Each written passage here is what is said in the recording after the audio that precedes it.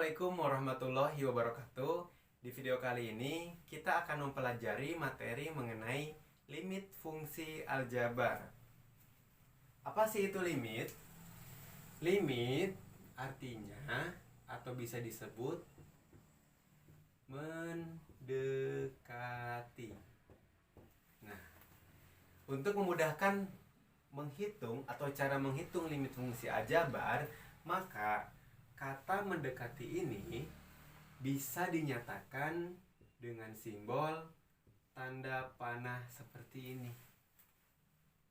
Jadi misalkan ada X mendekati 2. Nah, artinya X ini hanya mendekati 2. Bukan berarti X ini bernilai 2. Limit fungsi aljabar memiliki bentuk umum. Bentuk umum dari limit fungsi aljabar itu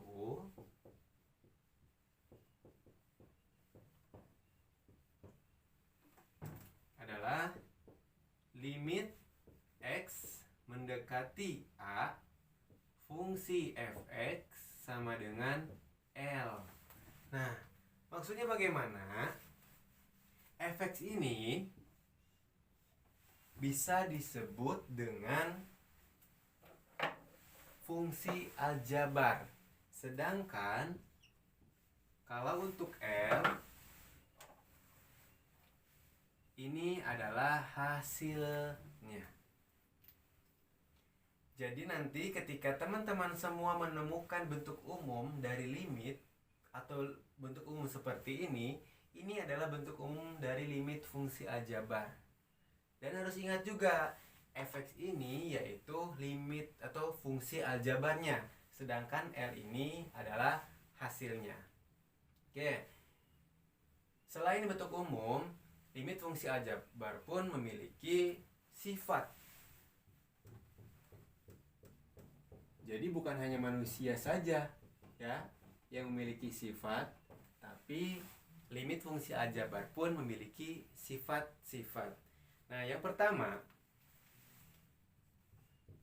sifatnya limit X mendekati C fungsi K sama dengan K.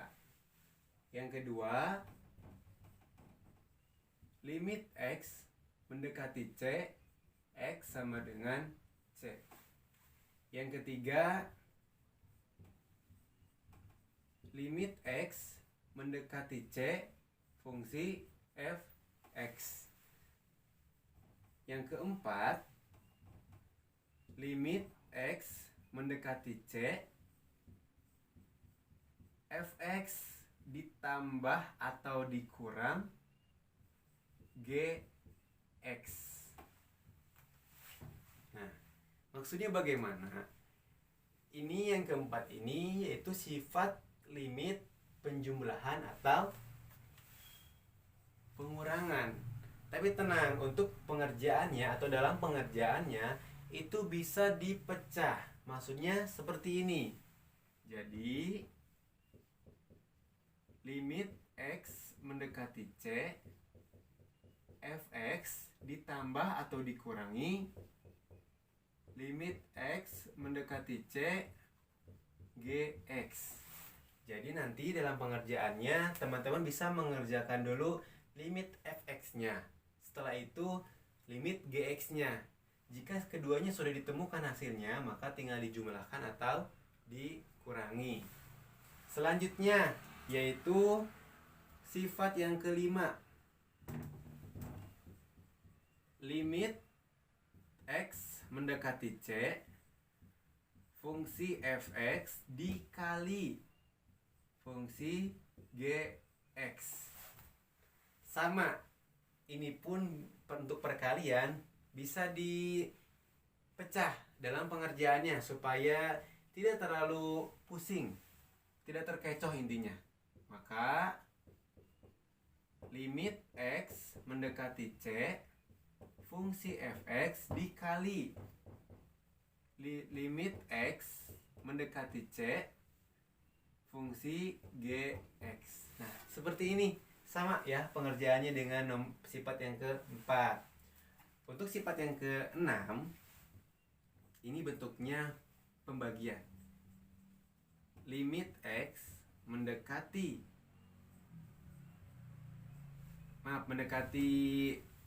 C, fungsi fx dibagi gx. Nah, jika teman-teman semua menemukan soal limit seperti ini, maka dalam pengerjaannya harus ada yang dicoret atau disederhanakan ya. Jadi pembilang dan penyebutnya harus ada angka yang sama supaya bisa disederhanakan atau dicoret. Yang ketujuh, sama bentuknya pembagian limit X mendekati C, lalu fx dibagi.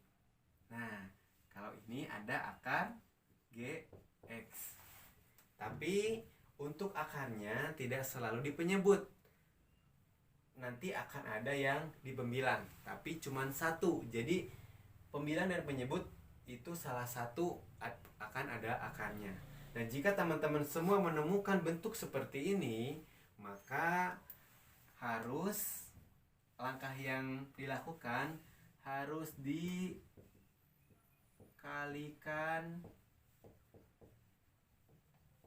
dengan akar sekawan. Nah, jadi teman-teman harus tahu sifat-sifatnya. Tidak perlu dihafal, tapi pahami saja untuk mengetahui bagaimana nanti cara pengerjaan limit atau soal limit fungsi aljabar. Untuk memudahkan dalam pengerjaan limit fungsi aljabar, maka saya akan memberikan 3 metode cara penyelesaian soal limit fungsi aljabar. Sebetulnya ini sama saja dengan tadi sifat-sifat limit fungsi aljabar, tapi saya akan menyederhanakannya supaya teman-teman bisa memahaminya. Tapi harus diingat terlebih dahulu,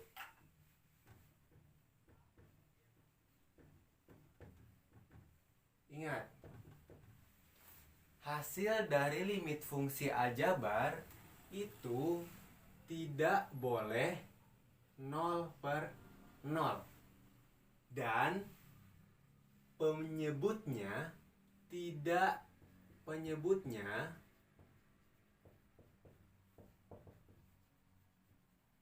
boleh 0. Atau seperti ini, 5/0.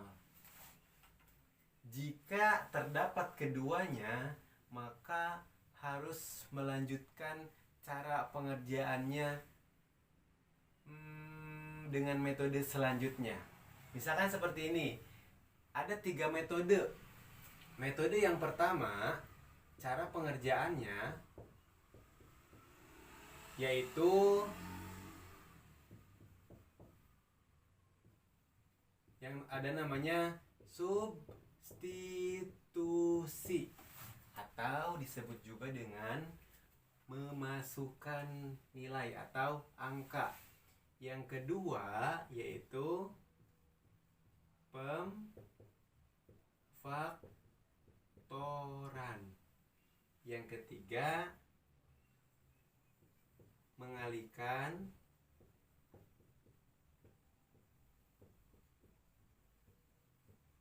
dengan akar sekawan. Nah, ini adalah 3 metode yang akan kita gunakan dalam menyelesaikan limit fungsi aljabar. Dan ingat, maksudnya apa? Ini kenapa tidak 0 per harus tidak boleh 0/0 atau 5/0 atau penyebutnya tidak boleh 0. Ketika nanti di dalam pengerjaan misalkan disubstitusi hasil akhirnya itu 0/0 atau misalkan 5/0. Yang penting penyebutnya tidak boleh 0. Maka harus melakukan metode yang selanjutnya, yaitu pemfaktoran. Tapi ketika di pengerjaan substitusi itu nilainya itu tidak 0/0 atau penyebutnya tidak 0, itu stop sampai situ saja pengerjaannya. Tapi kalau misalkan dari disubstitusi pun hasilnya itu malah 0/0 atau penyebutnya 0, maka dilanjutkan dengan pemfaktoran. Dan kalau di pemfaktoran sama masih hasilnya seperti kedua ini, maka dilanjutkan dengan mengalihkan dengan akar sekawan. Oke, supaya tidak membuat pusing, kita bahas satu persatu. Bagaimana sih cara pengerjaan metode substitusi, pemfaktoran, atau mengalihkan dengan akar sekawan? Kita bahas yang pertama dulu. Yang pertama dulu, yaitu substitusi.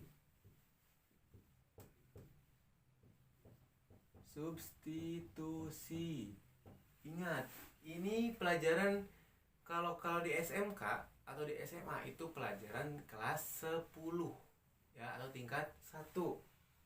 Maka supaya lebih paham, kita ke contoh atau contoh soal. Misalkan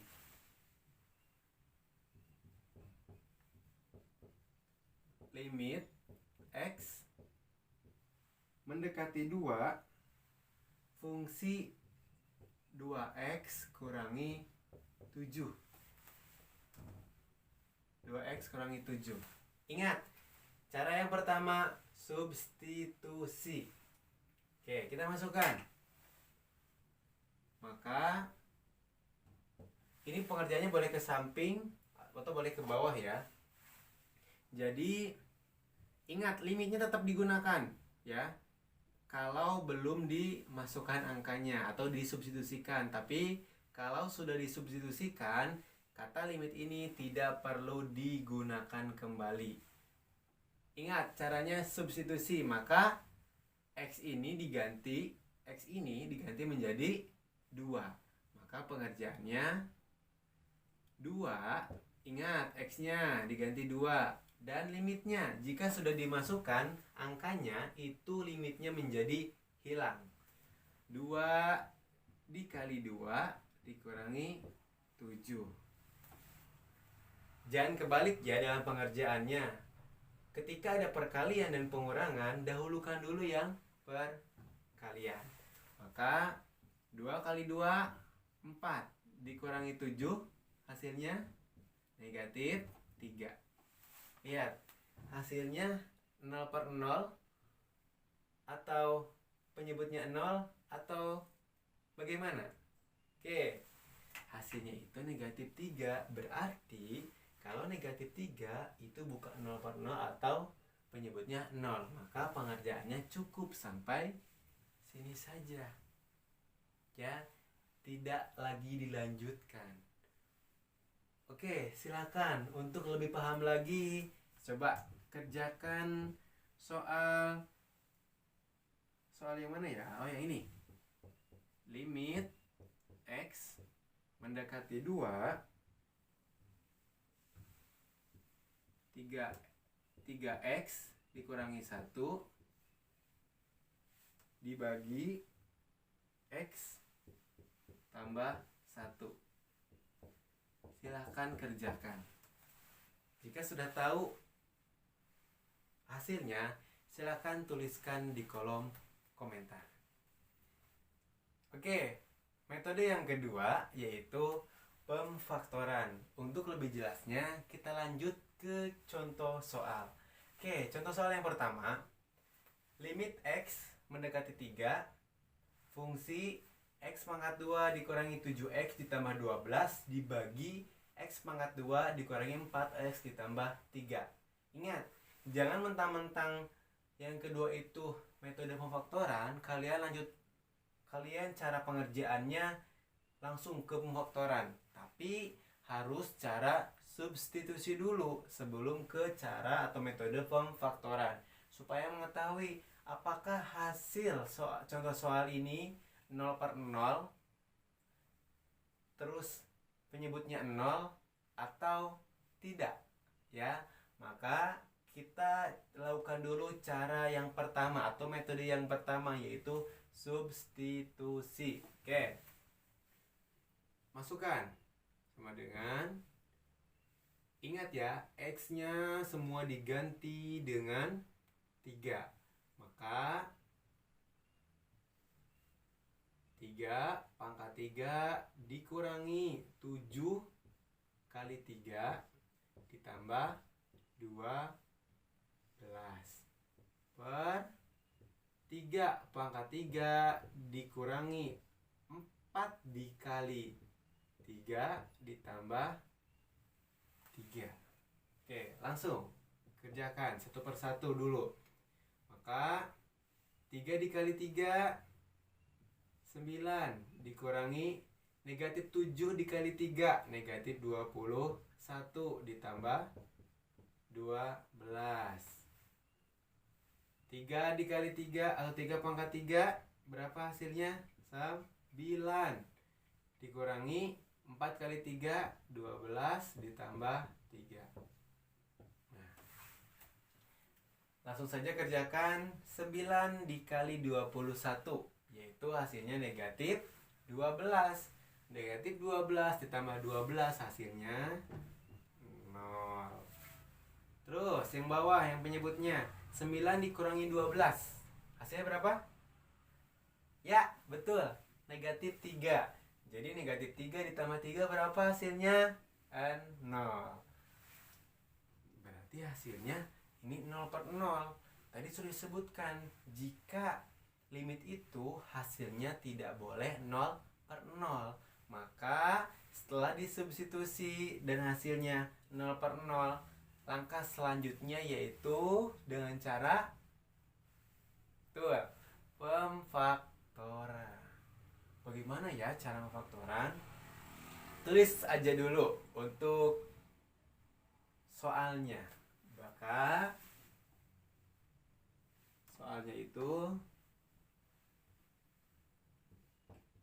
limit X mendekati 3, X pangkat 2 dikurangi 7X ditambah 12 per X pangkat 2 dikurangi 4X ditambah 3.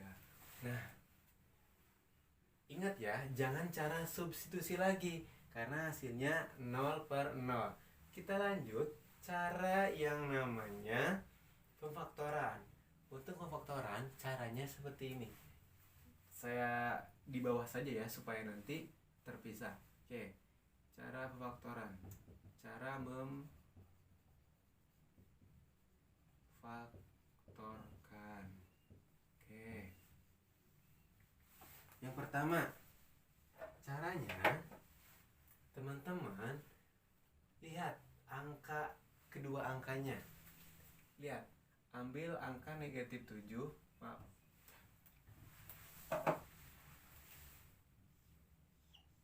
Ya, habis ini. Oke. Ambil yang negatif 7 dan 12. Maksudnya bagaimana? Ingat ya, ini berbeda. Ini pembilang, ini penyebut. Kita kerjakan dulu atau faktorkan dulu yang pembilang. Cara memfaktorkan yang pembilang, jika ditambah hasilnya itu negatif 7. Jika dikali hasilnya 12. Ingat, angkanya harus sama. Oke. Langkah yang pertama yang harus dikerjakan, cari berapa kali berapa jadi 12. 3 kali 4 12 kan. Sebelum itu jangan dulu dimasukkan. Ini kan ada penjumlahan, nggak mungkin kan kalau 3 nanti 3 ditambah 4 3 ditambah 4 jadi 7. Kan ini mintanya negatif 7. Berarti harus dirubah. 3 tambah 4 itu harus 3-nya atau 4-nya atau keduanya menjadi negatif. Coba. Nah, kita coba Kalau 3-nya menjadi negatif 3, 4-nya menjadi positif. Kalau negatif 3 ditambah 4, wah, kok jadi 1, sedangkan ini negatif 7. Nah, berarti ini pun menjadi negatif. Karena negatif 3 ditambah negatif 4 hasilnya negatif 7. Berarti negatif 3 dikali negatif 4 hasilnya 12. Berarti faktornya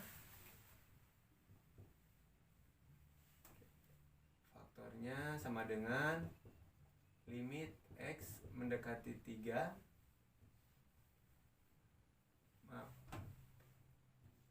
X masukkan min 3, X min 4. Ingat, ini baru yang penyebut.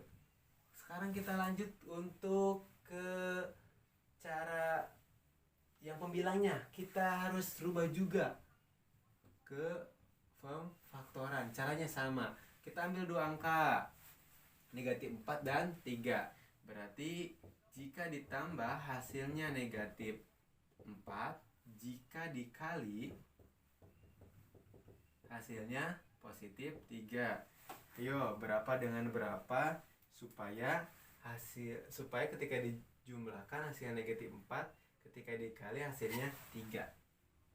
Lihat, semuanya sama, bentuknya sama tuh. Ini hasilnya negatif, ini positif. Berarti tinggal cari aja berapa kali berapa hasilnya 3. Nah, berarti negatif 1 ditambah negatif 3 hasilnya akan negatif 4. Lihat aja, bentuknya sama, hanya beda angka. Ketika negatif, ini pun masih negatif. Ini negatif, ini negatif. Ini kebetulan sama ya.